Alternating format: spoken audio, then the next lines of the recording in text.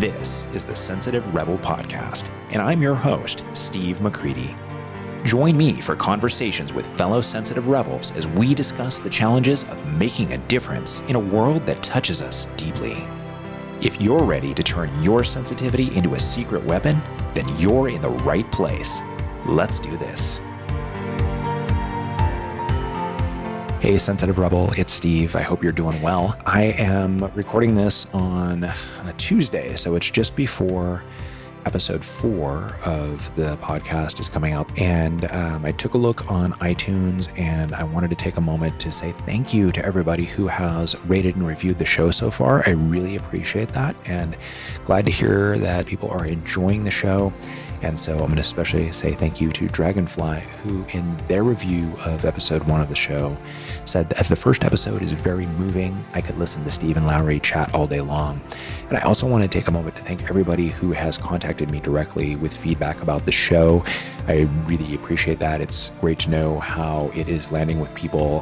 Definitely welcome your feedback. You can always just get in touch with me directly, steve@sensitiverebel.com, or leave a review and a rating on iTunes. That would be excellent as well.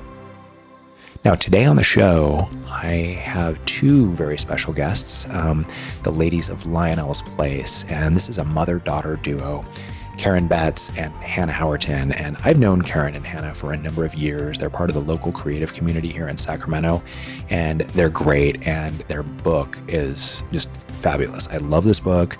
I love the story. I love what it's about, and I don't want to spoil anything here, just to say I think you're going to really enjoy hearing about the book, hearing about what they do, the work that they do in taking the story into the schools, about the origin of Lionel's Place and who inspired that, some of the challenges and struggles and successes that they've had on their creative journey, how they work together as a team, and a whole bunch more. So we had a really fun conversation. It was great to be able to catch up with them, and I'm happy to share that conversation with you now. So I am pleased to welcome Karen Betts and Hannah Howerton to the Sensitive Rebel podcast. How's it going, ladies? Hi. Great. Absolutely Hello. great. Nice to see you. Yeah, good to see the two of you too. I have known Karen and Hannah for a while because they are local here to Sacramento and part of our great creative community. Just have not actually seen them in person so much because of course of COVID and all of that. So anyway, so you may hear some of that coming into the conversation because we have known each other for a while here. So where I want to start is by asking you the question I ask everyone. What are the two of you rebelling against? I think that's a good question. The number one thing would be bullying, and bullying of people who are different. Any type of differences, right, Hannah? I think that's... Yeah, that's the key right there. Anyone who chooses to pick on someone for standing out, that is what we are up against. Such an awesome cause. And that's part of why I wanted so much to talk to the two of you, because I think it's such an important thing. And that'll lead us perfectly into the two of you being able to share a little bit about your business and what you do, the origin of it and all of that. So tell us all about it. So it all started with our children's book, The Little Lemon That Leapt. My mom wrote it. I illustrated it. And it ultimately teaches the lesson that what makes us weird is exactly what makes us wonderful. And the message is very important to us, actually, because my grandpa is the one who inspired it and the way that he raised his kids. And my mom can talk a little more about that if she doesn't cry. It's been a little sensitive. It's been 5 years since we lost him just this month. So in some ways it seems like forever. In some ways it seems like yesterday. Yeah. And you know how that is. Absolutely. But when I was a child, I tell kids all the time in our school presentations that when I grew up in his home, he taught me all kinds of lessons. I say he put tools in my toolbox of life, and I use those tools every day. And there was one tool that he gave me and lesson that he taught me more than any other. And I tell this to kids too. It wasn't just with his words. It was through actions. And that's a big deal when you're a kid, to see the example, to not just have lip service. And so through his words and with his actions, he taught me never, ever to make fun of anyone for being different, that differences are to be celebrated. And that's what makes the world wonderful. And the world would be extremely boring if we were all the same. So he really instilled that in me. And when we came up with the idea for the book, it was literally one sentence in my notebook, "The Little Lemon leapt without fear." And Hannah was like, "Mom, that's the children's book you always wanted to write. You write it, I'll illustrate it." She had never illustrated anything in her life, but we feel like it was just destiny. It was meant to be, and it all came together over about 18 months, right? Yeah, definitely. And then that time we went through dips and dives through the creative process of how to get that message to kids. And in the end, we ended up with a group of characters who all represent something different. So we have a penguin, they're all oxymorons in a way. A penguin who finds a way to fly, a fox who is vegan, a buffalo who dances ballet. We're breaking gender roles, and then the star of the show is a little lemon who leaps from his tree to see the world. Yeah. And the whole point is lemons don't leap. They're supposed to stay on the tree and wait for their destiny. And Lionel, who's obviously named after my dad, doesn't want to do that, but he doesn't realize he's different. And when we do these presentations to kids, it's unbelievable how it touches them and the questions that we get at the end, right? Yeah, definitely. And what's so interesting about it is that it's not a simple children's book with the level of vocabulary. My mom really filled it with a lot of big, fun, whimsical words.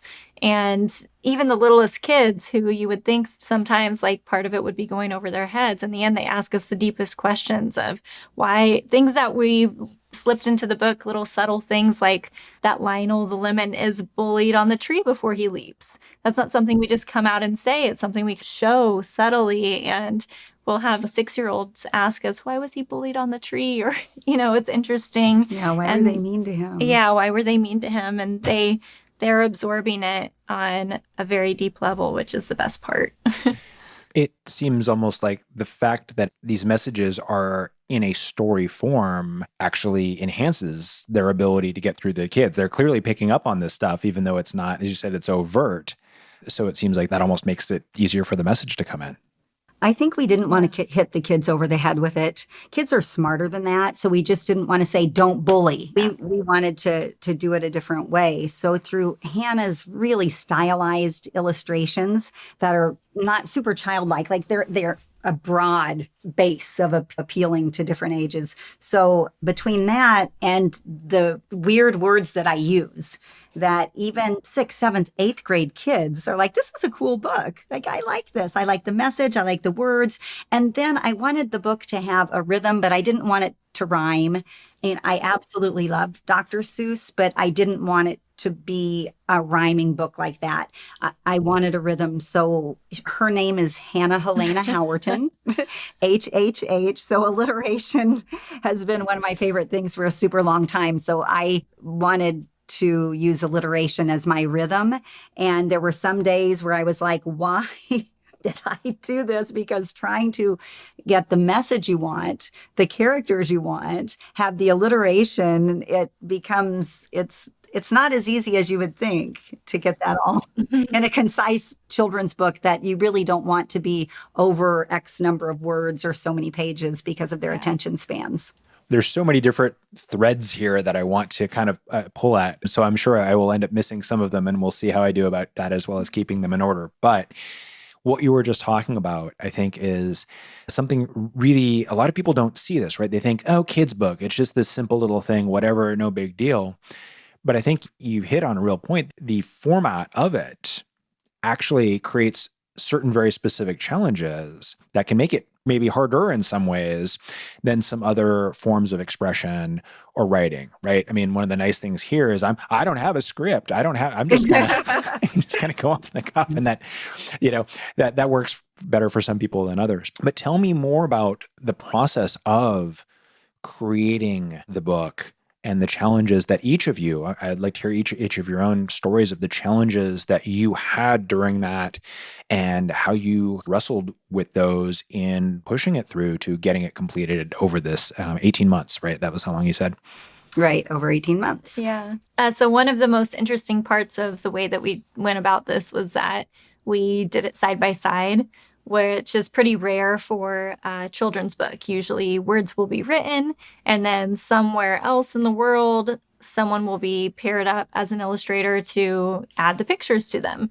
But in our situation, we did it side by side. So she would come up with some words, I would doodle something, say, how about this?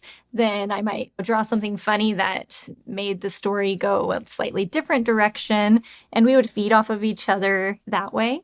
So it was really unique. But through that process, also being mother and daughter and being able to, be blunt and about what we liked or didn't like, that was, I'm sure, much different than most scenarios as well.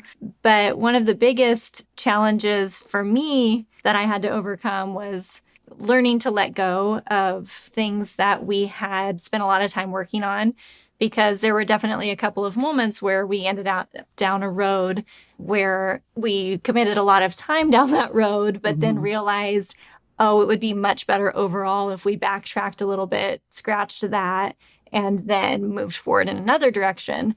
And we got better at that with time, but learning to let things go is definitely part of the creative process. And I feel like we polished that skill through that year or two.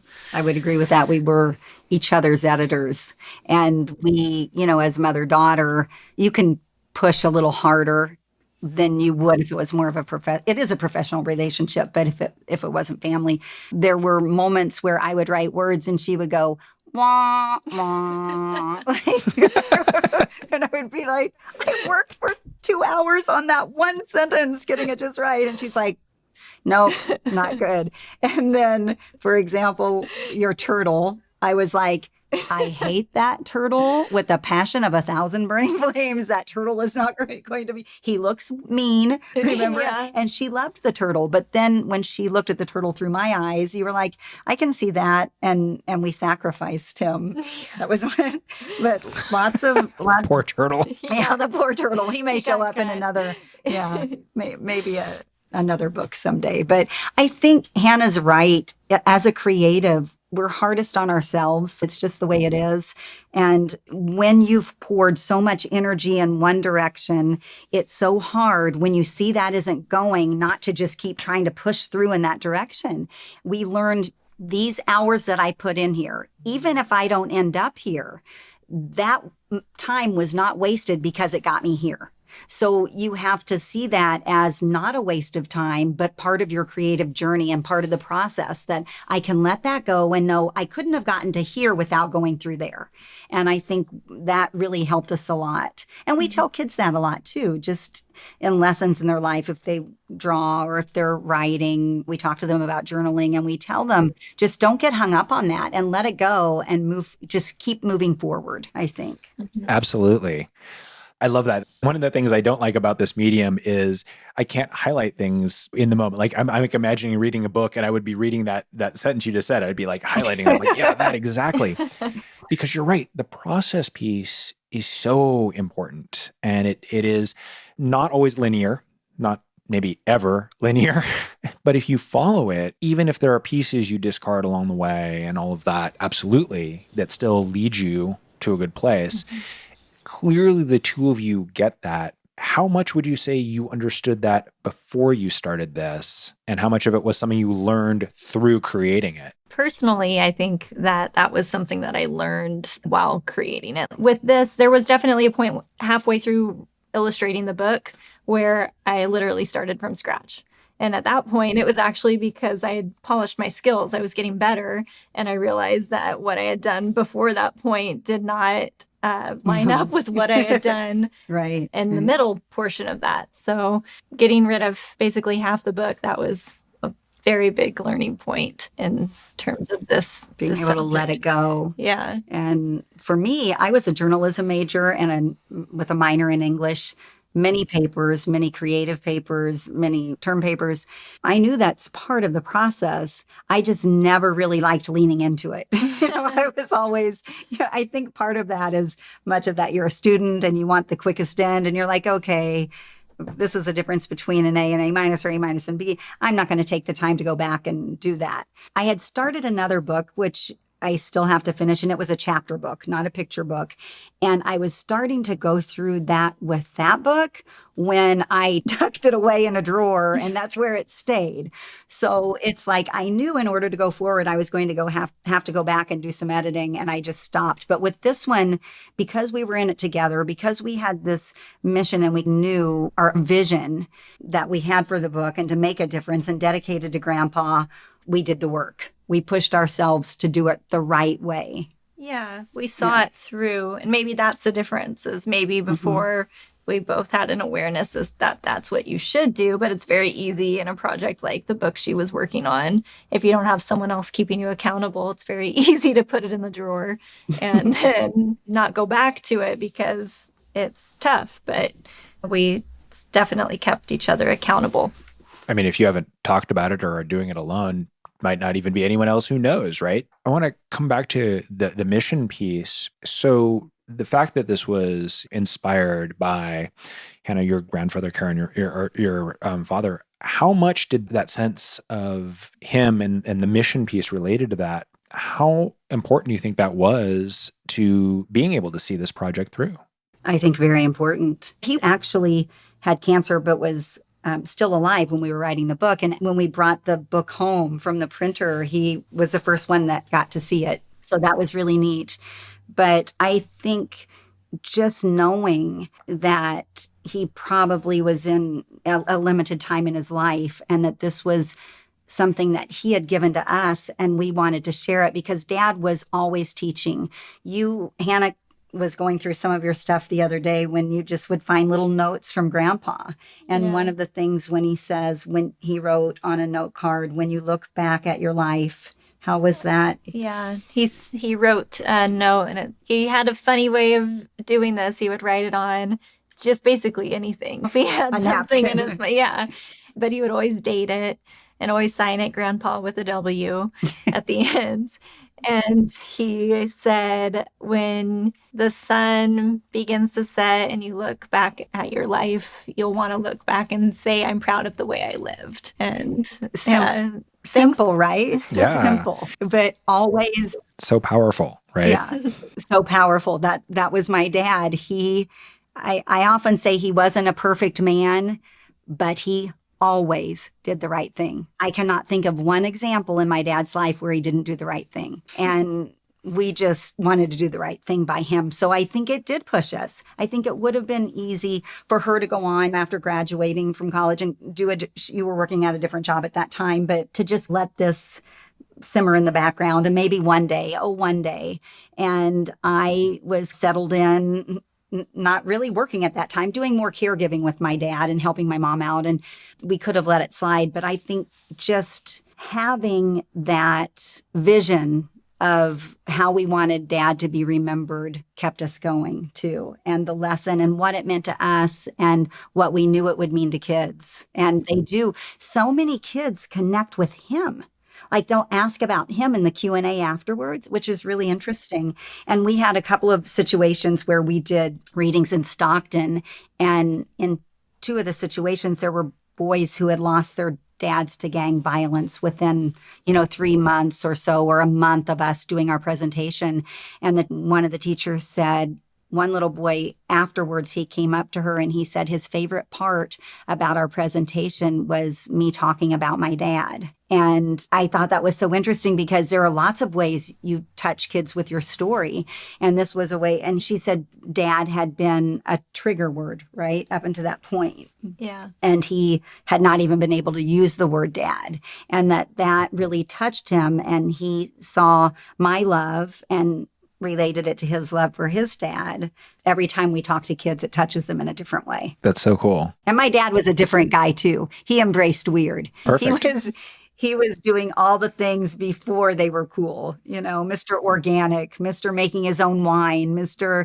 Like everything he did was ahead of his time. He was born in 1936. He always embraced what made him different for sure. That's great. Obviously Kinti has such a ripple effect here through what he taught to the two of you, and you've passed on through this work that you've created and all of that, which is really, really cool. And I think that's for all of us the thing that we don't even know what our work will do as far as who it will touch or how it will affect people.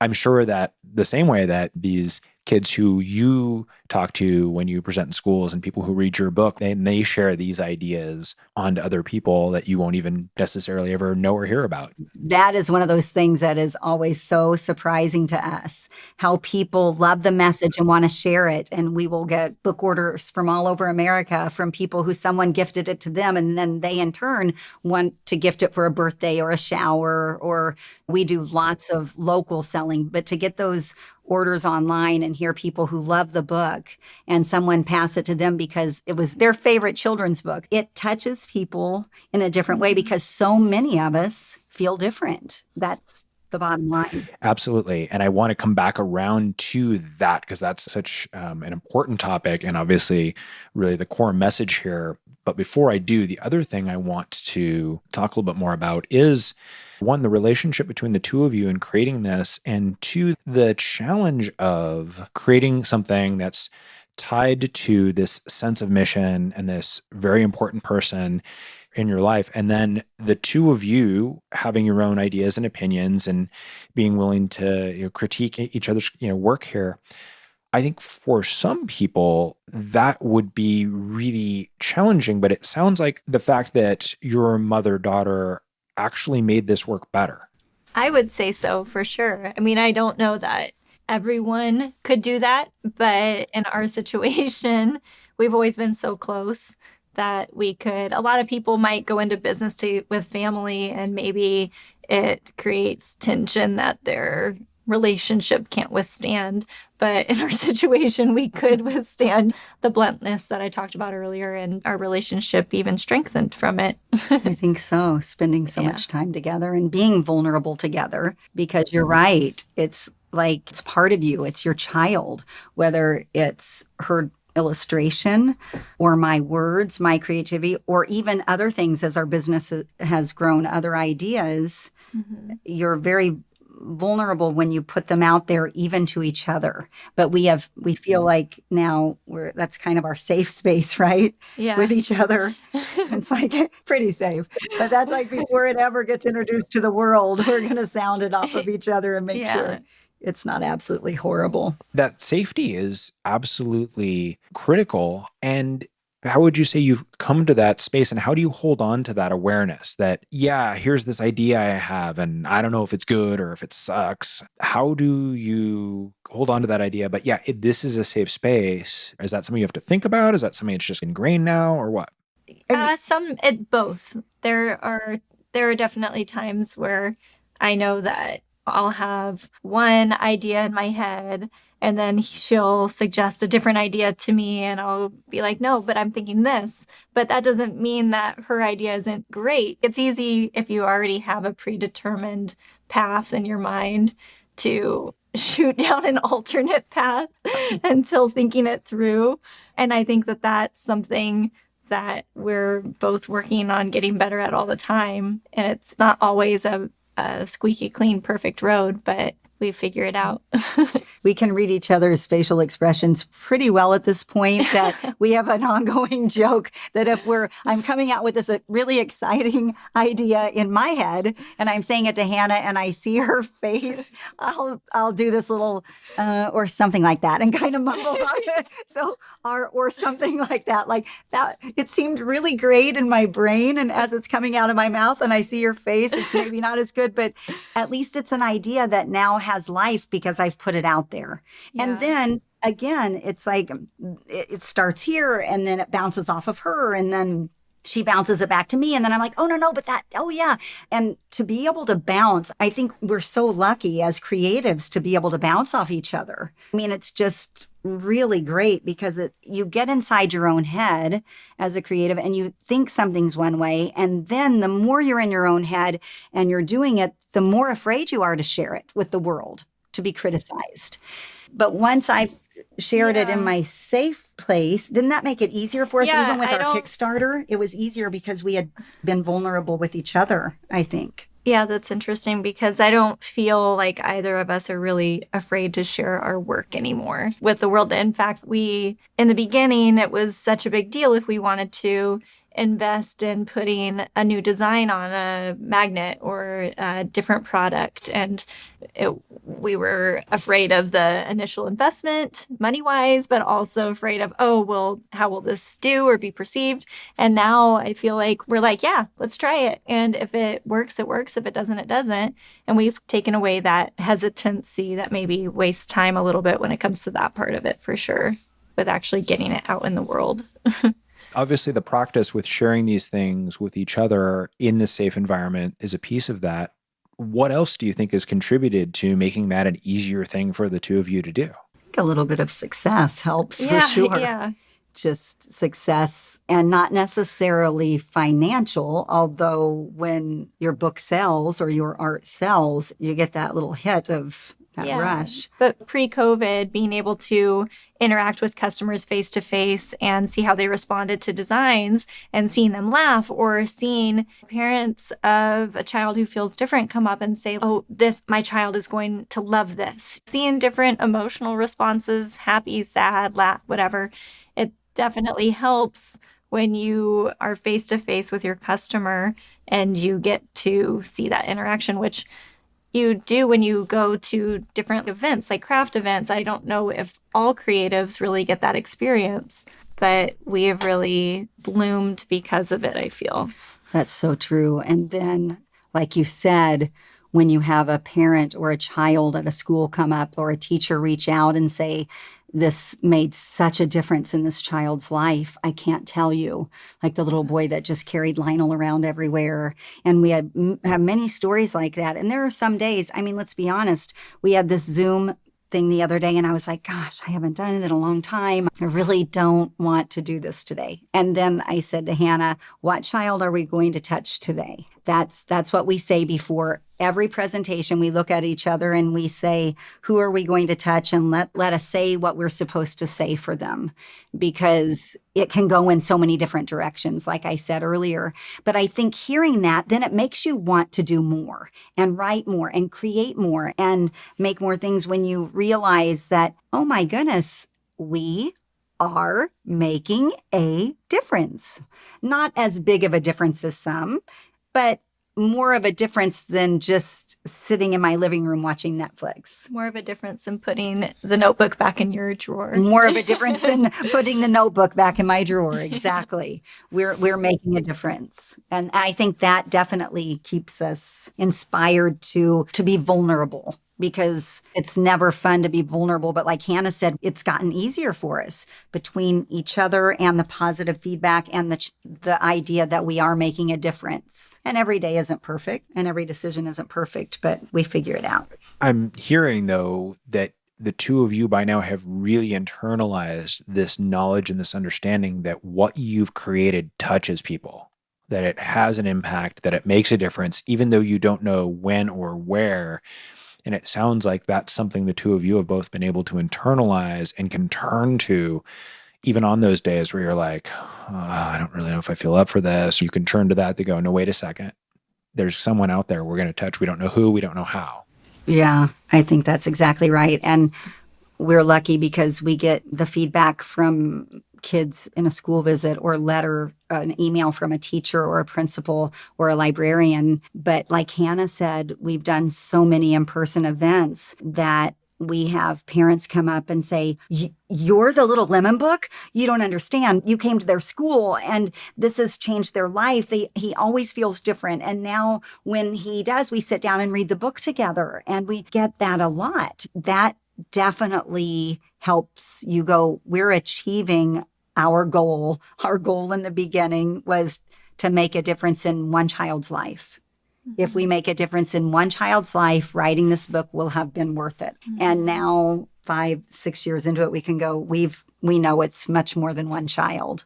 And not just kids, it's adults. And finding the niche of how much our message has spoken to kids on the autism spectrum. And we've heard that just over and over and over, through parents and teachers. And there is something even more than the message. They'll come and tell us that it's also the vocabulary that they feel like that speaks to them in a way, because lots of kids on the spectrum like bigger, different words. They have a different way of processing that information, and they feel like this book actually, they hear it like it was written for them. So that's really special too, to know that we're making a difference with that group. Is that something you were consciously trying to do while you were creating it? I've only shared this a little bit with a handful of people probably in the booth, but we realized at the end of my dad's life, as we became more aware of the spectrum of autism and Asperger's and high functioning autistic people, that my dad was definitely on the spectrum. And I think that's what made him so fabulous, and in some ways so fearless of showing vulnerability and what he cared about and protecting, and to just always do the right thing because, well, of course you do the right thing, you know? It's black and white. It's black and white. It's simple. You just do the right thing. And so knowing that, we definitely like to say to each other and to some people that Lionel the Lemon is on the spectrum. Mm-hmm. He definitely, you can see it in the book, his little things that he says. He'll say things maybe he shouldn't, when he's calling out, sloths can't climb mountains or whatever, maybe you shouldn't have said that, Lionel, but we didn't know that it would touch that group in such an unbelievable way that it has. The neurodiverse crowd has been like, this book was written for me. And so we have our whole Celebrate Neurodiversity line that Hannah created. And that's really important to us because that's really the crux of all of this. It's who my dad was. It's who our main character is. And it's touching many kids who feel different, but kids on the spectrum are definitely a big part of that. Oh, absolutely. And it's so fabulous. I think that you have created something for them to be able to identify with and relate to and connect to help give them, it sounds like, inspiration, really, to be able to own who they are and to be more comfortable being who they are, which is so important because they, of course, have valuable things to contribute to the world. And so it's fabulous that your work is helping them to be able to do that. That's really cool. We think it's pretty cool. We think it's pretty cool. Yeah. We like it. Good. And so let's talk some about identity, right? And this whole core idea, choose weird and embrace your uniqueness. And I'm interested for really both of you, because you've both experienced it through your lives in your own ways, but how the messages that you got from Lionel have influenced your actions in childhood into adulthood about what you did, what you pursued, how you did it, and any interesting stories or experiences along that journey as you've found your own respective identities and weirdness. You on the school bus. So that's a good place to start. Yeah, I was definitely bullied. I tell the kids in presentations that I was bullied on the school bus for being different because I was a bookworm and I wore glasses, and I tell them I would carry, because I liked big books with big weird words. And so we didn't have backpacks. So I'm carrying these big books, and I had a 1 hour each way bus ride. I would get on the bus and stick my nose in the book, and kids would throw things at me. They would say, oh, you're just pretending to read. You can't read that. You think you're so smart. Stop reading. And I tell kids, but in that moment, really the joke was on them, because while they were stuck on that hot school bus for an hour, I was traveling all over the world in my imagination to places that a little girl could never see in Hannibal, Missouri. I never had seen a mountain or the ocean. And so for me as a child, feeling different, and my grandma was from Czechoslovakia, and we had a situation where my dad was raised in a little village where there were like 11 languages spoken in his village. So he knew about differences. He knew that the Hungarian man on the hillside taught him about milking his cow and how you do this. And the Italian man made dad his wine for his bachelor party. And the Russian lady was my grandma's best friend, and they could kind of communicate because Czech and Russian, the language is pretty similar. And so as different as they were, there were common ground. And there was common ground that because they all came for the steel plant that was on the river. And so word got back to the old country that, oh, there's work, come. So they came through Ellis Island and ended up there. And so we grew up, harvesting mushrooms from the woods and eating bizarre Czech food and sauerkraut. We were weird. We were weird kids. There was a little boy that was on the school bus with me. His name was Freddie Apel, and he came from a situation where his mom had left when he was really young, and his dad was like in his 80s. So the mom was much younger, and the dad was extremely abusive. And I know they had been trying to take him out of the home. Well, Freddie was a bookworm too. So he and I kind of bonded on that level. And my dad, being the man that he was, would always have me take gifts to Freddie at Christmas. And then take him things on the playground, maybe when other kids weren't watching, that would be new shirts that he could have. And so he could have clean clothes for school. And we both volunteered in the library. And during Christmas, we had a gift exchange. So, in your classroom, you had your Christmas gift exchange. Well, we also got a bonus library gift exchange. And so the librarian was a special lady too, and had taken Freddie under her. And he was brilliant, which is kind of where the story's going. She took him under her wing. And so she had pulled us aside and said, now Freddie's really excited about his gift. So whoever gets it, please be kind and be excited. And guess who got the gift? Which was a God thing. I mean, I was meant to get Freddie's gift because it was in this old time card box when cards used to come, like miscellaneous greeting cards with birds on the top, and they're like 50. And it was tied together with rubber bands. And inside it was this dirty wooden beaded necklace that was kind of half broken. It had been his mom's. It was something she had left. And I went full Oscar, because I was never going to let this little boy think that I didn't love his gift. And I can remember to this moment, and it was, second grade, third grade, Freddie, I love it so much. Oh my gosh, this is the best gift ever. And I went on and on and on. And he was shining from ear to ear, when I was watching all the other kids get their yo-yo or all their things that I wanted. And I just kept smiling. I made it the 1 hour ride home on the school bus, and I was going down the sidewalk, and my mom opened the door and tears just started pouring down my face. And she goes, "What's wrong?" And I said, "I got Freddie Apel's gift." But I never let him know. And Freddie Apel went on to major in nuclear physics at Harvard. Wow. And my dad took those beads and put them in a Christmas ornament for me. He kept them all of those years, put a tag and said, "Christmas gift from Apel Boy." And he dated it because that's how my dad worked. And then years later, they put it in a Christmas ornament. And that's my most cherished ornament in my life. Not because it reminds me of this different kid who grew up to be something so spectacular, but the fact that I did the right thing by him. I did. As a little child, that's not the easiest thing to do, but that was what my dad instilled in me. Absolutely. So that would be an example of early on how he shaped who I was. So, right. Well, so before I do want to give you a turn, Hannah, but before I want to ask one more thing for you, Karen. So you're on the bus reading, and it sounds familiar. When I was, not that I took a school bus, but when I was older and would get around town on a bus, I was always reading whenever I could too. But no one ever threw things at me, thankfully. I don't know how I would have responded to that. But I mean, you're getting people throwing things at you and basically being like, going after you for this. How did you deal with that? Like, how did that feel? What did you do? Did you talk to your dad about it? I don't remember sharing that with my dad, actually. That's interesting because he was protective and sensitive, and it probably would have really bothered him. I was a kind of an introverted kid, shy. I mean, I was into my books, so I wasn't the big talker that I am today.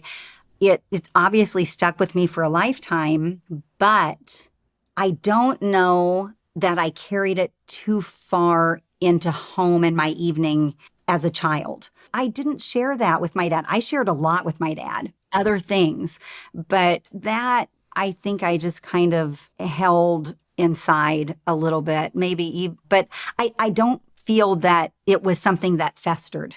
I don't remember that. I think probably because I was doing what I loved. It might have been different if they had made fun of a physical part of me, or It wasn't connecting to an insecurity. It sounds like it was like, yeah, so what? I'm reading. What's the big deal? I think that's it. Now that I've never thought of it that way, but now that we're talking about it, because I feel like even though they were bullying me, and I always tell the kids, did I stop reading my books? No. And that's how I got to grow up and write my very own children's book. So what made me weird as a kid? Look, I have this wonderful book now. I think it's because I loved reading, and I probably was like, well, you guys are the ones missing out. I'm like knee deep in this great book and learning about this guy who sailed around the world alone. So I think I was strong enough and had a strong enough sense of self to not let that bother me. But had they maybe said something more personal, it could have, for sure. No, that strong sense of self and that awareness of this is what I like and that's fine, that I would imagine is at least in part attributable to your father. I think so. Yeah, cool. Yeah, and then that's what I was, thinking as well, is it's just the trickle down effect, because that's how he raised her, and then that's how she raised me. And I had similar experiences when I was a kid, maybe not reading on the school bus, but I definitely got bullied a lot in elementary school. And I always think it didn't faze me. It didn't bother me, maybe because of the strong support I had at home. Like, I always had this family that loved me and embraced who I was and helped me, I don't know, just gave me confidence in myself. And because when I was a kid, I was always playing with the boys. I loved to play wall ball. I loved to play basketball. I was this itty bitty thing, and I was trying to be tough out on the playground, and I was the biggest tomboy you could find.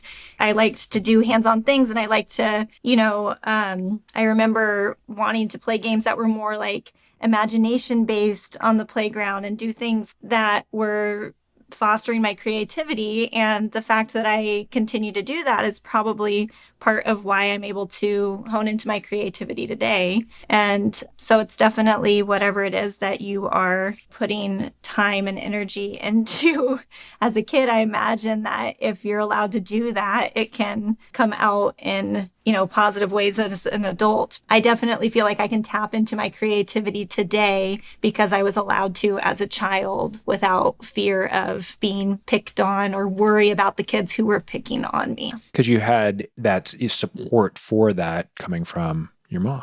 Yep. I think that that's absolutely true, that right, these pieces of our identity and ourself, that if we don't have some support for that, it can be a thing that we maybe reject or have a conflicted relationship. But for the two of you, having that embraced and supported from the parental figure, it sounds like, was a thing that really provided a kind of an anchor or a rock for you to have to hold on to, even in the face of bullying and those kind of challenges. I think that's exactly right. And just to know you're loved unconditionally is a big thing. I think you take it for granted when you're raised that way. And my dad was very affectionate. He wasn't afraid to show love, to be touchy and huggy, and a big smooch on your forehead. He loved big. And the result of that is good stuff. Not everyone gets that. No. And so that's what has been floating around in my head the last few minutes is I have to imagine that a lot of the kids who go to these schools that you speak at and kids who see your book, they may not necessarily have had that sort of support. So what do you see from them about how that bullying affects them, and then how your work serves to counter that? I think that it's really apparent in schools that we visit.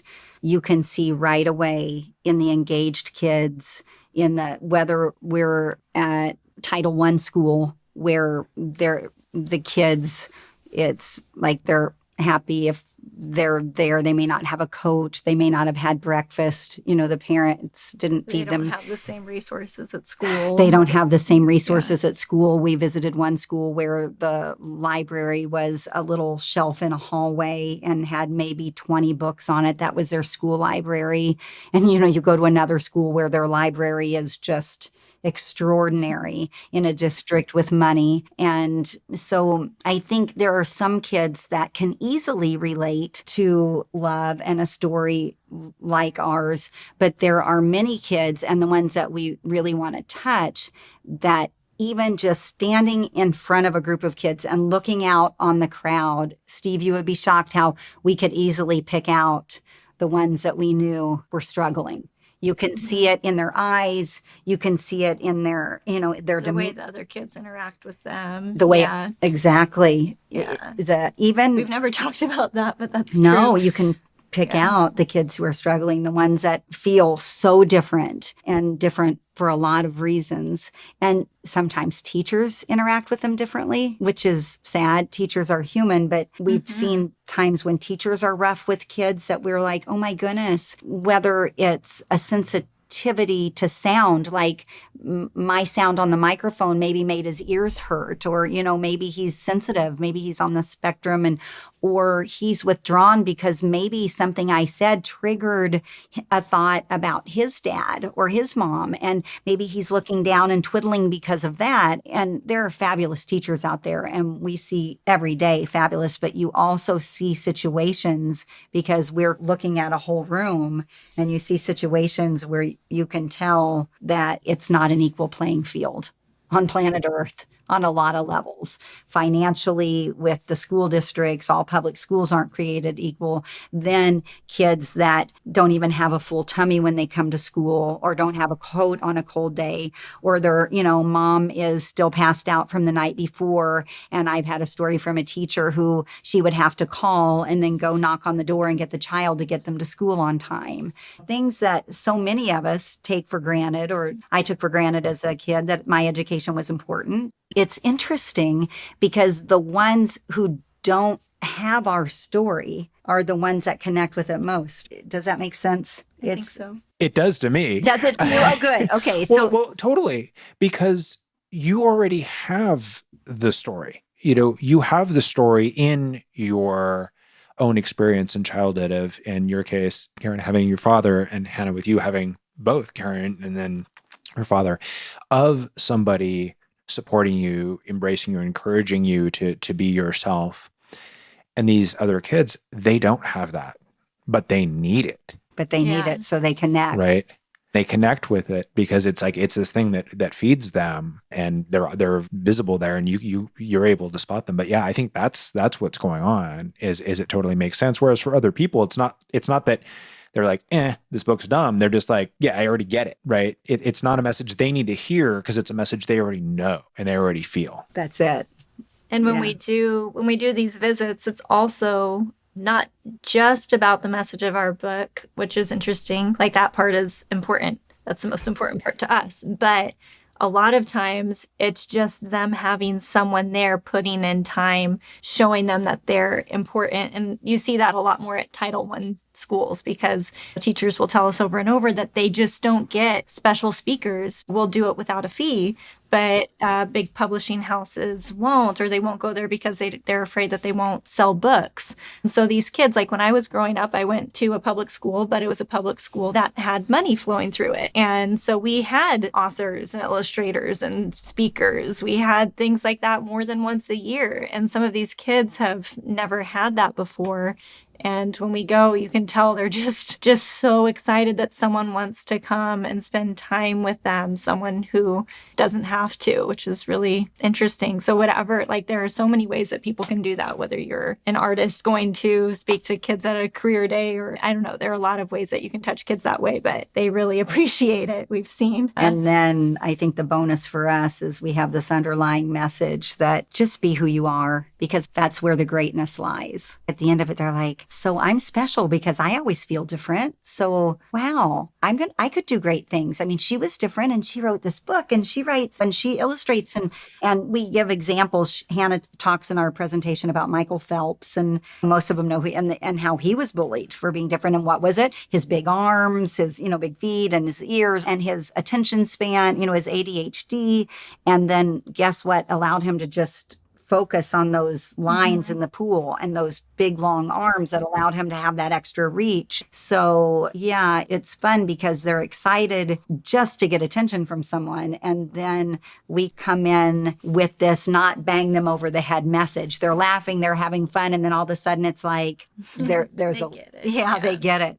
They get it. They get the lesson. And I'm so proud that we don't hit them over the head with it. Yeah. I'm so proud that it's not like, except what? Bad joke, but except for the little girl when our wind got caught, our sign She got did caught get in the hit over the wind. head. She did get hit over the head. At an outdoor book reading. Oh my gosh. I didn't know what to do. So I just said, let's give her a round of applause for being such a good sport. Oh my gosh. We've been through it all. That's funny. Yeah. What I'm hearing is we're talking about kids who aren't often getting attention, focus, resources. They're not getting told, you matter. You're important. You're valuable. And so when the two of you come in and say, hey, we are going to give you our time, energy, and attention and share this with you, you're saying, actually, you do matter. Yeah, that's it. And we all, I think, need to get that message for sure, but not everyone does, unfortunately. But certainly your book and your work convey that message, not to mention, again, the value of identity. And I think that's so well illustrated in the team between the two of you, right? You each have your own contribution to this, and that's part of what makes it so great. Yeah, I think we complement each other very well. We both have our own strengths and weaknesses that play parts. Well, with each other. So I think it's been just, I wouldn't want to be on this journey with anyone else. Neither would I. Most days. No, all the time. Knowing the two of them, I'll tell you that that's legit. That's not them just saying it to sound like, good and polished. I've watched them, the two of them, enough to know they do generally have fun together and enjoy each other's company. So what is next for the two of you? I know your work has been upended and disrupted by the pandemic and all that's gone on for the last couple of years, or the last year, feels like a couple of years. But as we're starting to get vaccinated and things are going to at least look like some semblance of normal, what is next for the two of you?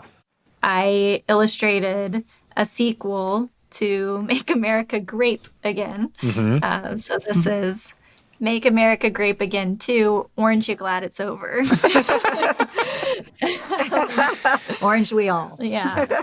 So that was definitely a COVID-friendly project. And we're always looking to expand our brand. We're trying to get our message out there in different ways that are inspired by the book, but not necessarily directly from the book. So we have tributes to California, which we call Land of the Weird and Wonderful. And we're trying to get that in different gift shops throughout the state. But then going back to the book, we also have a sequel that's been in the works, twisting and turning for a while. And Lionel the Lemon goes on another adventure. So we're excited to get that rolling as well. The problem is we're at the point where I went back to revisit because I thought it was ready for her illustration. Speaking of the edit. And the journey, and we know you have to go through here to get to here. Well, I'm right here, and so I have put it away, and I got it out recently, and I was like, oh, well, I kind of need a little, maybe not a machete, but a pretty nice size knife to cut this apart a little bit. It's going to take some work, but all the bones are there. It's just, again, the way we were with the first book and the creative process and going back and going, I can't be married to that. I see that was my idea, but I'm going to use that to leapfrog over here. I think we could pretty quickly get it rolling. So there is a sequel on the way. That's awesome. Any bits and pieces about it you are willing or can share about what we can look forward to on the next little adventure here? So in the first book, Lionel is learning a lesson. He doesn't know he's weird. He doesn't realize that lemons don't leap. And so he's telling all these characters who break the mold, you can't be doing that. You're not supposed to do that. And then in the end, a ginormous giraffe tells him, wait a minute, but you're a lemon who leapt. And so he's like, wait, does that make me weird? And then he figures out that we're all a little weird, and that's exactly what makes us wonderful. So that's how the book ends. In the next book, Lionel's going on a journey. Lionel learns to choose weird. He learns to choose weird. And so the second book, he is going on a journey to see the world, and he actually loses his beanie. We'll say that because that's kind of in the opening of the book. His beanie. That won't be edited out. Yeah, that can't be. Yeah, that's going to stay. Except he looks kind of bald without his beanie. We have issues. Yeah, we have issues. So he loses his beanie, and then he's on a journey to find his beanie. But on that journey, now it's Lionel's turn as he meets characters who are trying extraordinarily hard not to break the mold like the other characters, but to fit in. So to not be themselves, but to try to be something that they're not in order to make other people happy, most of all, the mayor of the island that they live on. So Lionel then is now teaching his lesson that, no, you can't do that. What's great is what makes you different. So he's teaching this time. He's not the student. Mm-hmm. That's kind of teaching in his own Lionel way. Yeah. Which you're sharpening up. Yes. No want. Yeah, he's still snappy Lionel. He has a touch of sour. I mean, he is a lemon, right? So he has that little attitude. That sounds really cool. I love the core idea. I love that's such an important message. Speaking of, doing something that matters, because certainly we see so many people, I have in my work for years, who do try and force themselves to be someone they're not, and then has so many far-ranging consequences for all kinds of people. And so this message resonates particularly strongly with me and the work that I do. So I'm super excited to see as it evolves and emerges into the world. That's going to be really, really cool. Oh, thank you. Yeah. I won't ask you for an estimated completion date, though. No pressure. Yeah, please, no. We'll never hit it. It'll be done when it's done, right? The process takes the time it takes. You'll be the first one to get a copy. How's that? Nice. Oh, hey, wow. Yes, I love it. Thank you. It's recorded. Yeah, I can't go back on that. Promise. No, you can't. Not unless I edit it out, which I won't. So. So one thing I wanted to loop back on and ask the two of you about is, have there been along the way on this journey of creating the book and putting it out into the world and all the associated things, have there been points for either or both of you where you've felt, I can't do this, or this isn't going to work, or had self-doubt or things like that come up and interfere with your journey? Oh, I think absolutely. Mm-hmm. I think that's something you battle every day. That was never my strength. I feel like I'm so much better at it now. And like I said, with this safe space with Hannah to bounce things off of, but just being vulnerable and putting your work out there. And then in the beginning, not just putting your work out there, but asking someone to spend money to buy it. So we started out with a Kickstarter. And for me, I was mortified. And Hannah, being younger, and she's like, Mom, this is a way to do it. That way we get our money to go to print before so we don't have to spend any out-of-pocket money. And so when we hit literally with Kickstarter, if you're familiar, when you get everything ready and you set up the page and your rewards, the day you're going to do it, you literally hit publish, right? Like a button that makes it live. And I was like, oh no. I was terrified to push that. I was terrified to have that out there with family, with friends, with all my friends from home who were going to see it on Facebook. That took an exercise in bravery for me that I'm so proud of, because it was wonderful and so many people were ready to support it, and it got legs really quickly. And then the more people were getting on saying, oh my gosh, I'm so excited for you, and buying one of the books online or something, it was like, this is real. I did something. My creativity's out there, our creativity, and people are responding. And that was just so the beginning of the journey, but it was already starting to feel good. Like, oh my gosh, there's no one's laughing, at least that I saw. No one's making fun, going, oh, give me a break. People were engaging and responding and liked it. Something that comes to my mind that I feel like everybody needs to learn if they're going to go through a process like this is managing the moments of disappointment, because we have had so many situations where this really exciting breakthrough looks like it's about to happen, and then it doesn't. And it's not for any reason other than maybe it's just not the right time. Not the right time. Like, for instance, there was a situation years ago when we first got started, and someone found us in San Francisco at an event. And she happened to work for a children's production company that does children's cartoons. And she was fascinated by the whole thing and very, very clearly was interested in making this a children's television show. She told us we're in the middle of a different project, but this has a lot of potential, basically. To pitch to PBS. Yeah, pitch to PBS. And we kept an eye on their production company. And for years, they were still working on that first project that she referred to.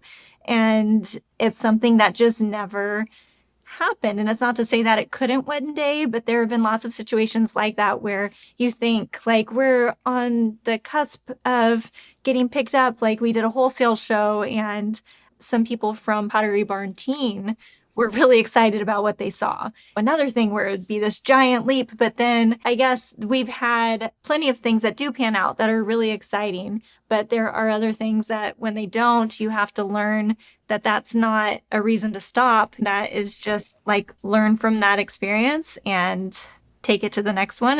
And one day, hopefully one of those bigger breakthroughs will take off. Yeah. I think that's such a good point, because early on when we had the PBS lady, that was so early on, and we were like, this is it, and here we are years later, still kind of looking for the big breakthrough as far as getting it out more on a national level. We sell, but a little different, but because every breakthrough we have had so far is because we've had our hands in it, pushing it into the little avenues that we have. But as far as getting it out there more than like basically Northern California and taking it to something that's bigger than what we can handle, that's going to take more help than the two of us. So waiting for that big moment and not giving up in the meantime. Yeah, and just keep plugging away. And also, if there were any advice, like especially with our business, when we got into Whole Foods, we were like, oh my gosh, we're in Whole Foods. How many, all the locations in the region with that buyer was like Northern California, Arizona, Nevada. It was pretty big. Yeah. And we honestly, financially, have made more at a weekend event than we did by how you have to price and sell your product to Whole Foods, and then they can kick back anything that they have if it doesn't sell after, 6 months or 90 days, or then they can return it. It doesn't matter if the books are damaged beyond you being able to even. They definitely damaged a lot of books, or consumers did, and then returned them, which is interesting. Like, you have this idea, Whole Foods, it's going to be this great big breakthrough, and then it's actually like, oh, we do better at our local boutiques that carry us, which is great too. But so sometimes the small victories are really, multiple small victories. Celebrate those. Celebrate those, sure. I think, because you get caught up in these big ones, and then you can get disappointed, and it can start to make you want to pull the cover over your head and go, well, I'm just not a success. But you can't define success by that. So it's really learning. This comes back to process, right? I mean, that's been one of the themes running through this whole conversation, I think, is process and how important it is. At some point earlier in our conversation, Karen, you said you've got to keep moving forward, which made me laugh inside, because that's one of my favorite phrases. But it's totally right? We've got to focus on the process, because if you get too caught up in any of these opportunities or things, you never know what's going to make it work or not work or whatever. But at the end of the day, what I'm hearing is the two of you have kept going, kept doing things, kept pushing, kept creating, kept challenging each other and getting the message out there. And it is absolutely impactful. It's absolutely changing lives and making the world a better place because you're teaching people to value themselves and to recognize what they have to contribute. And on whatever, scale it happens to hit, we don't control that part. That's so true. And think about how many greats through history had no idea. I mean, they died before their success really happened. When you think of some of the great artists or writers or, many, they didn't even live to see their success. So Hannah, we got to take our vitamins so we make it to see it. Yeah, to see it. But, and now they've touched so many lives and they don't, they don't know. So I think that's exactly right. You just stick to the process, keep moving forward. And I think it's so important to have laser focus on your mission. And on our worst day, when we're tired or we're getting up at 4 a.m. to drive to a school or to go to an event or whatever it is, we know we're making a difference. We're making a difference in a child's life. And I think when you have that just in and of it kind of propels you forward anyway, because you just feel like I have to keep moving. There's someone that needs to hear this. There's someone that needs to hear this story. So it helps a lot to have that behind it. It's not just a book to us. Mm-hmm. It isn't just a book. No, I don't think it's just a book to anybody who reads it either. Thank you.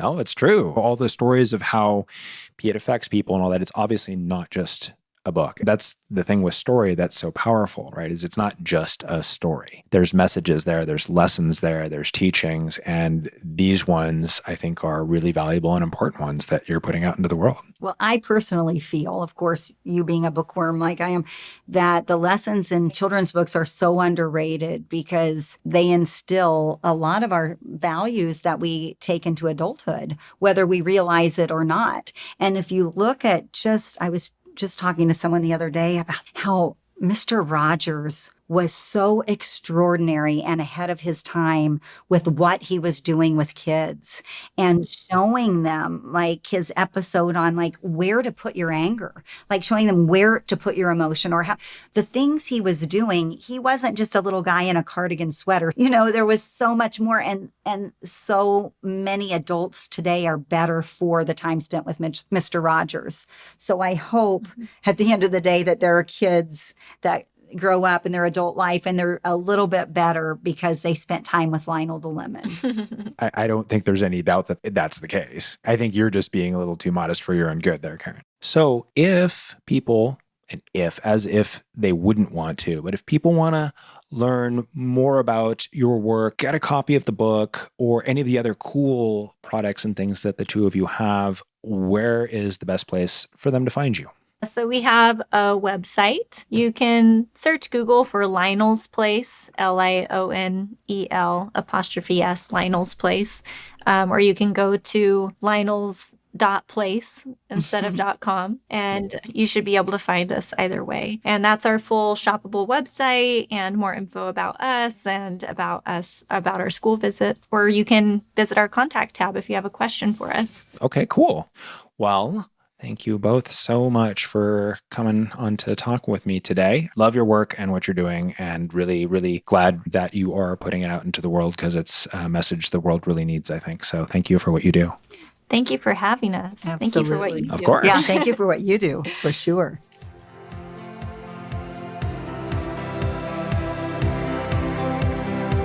That's it for this episode of the Sensitive Rebel Podcast. Thanks so much for listening.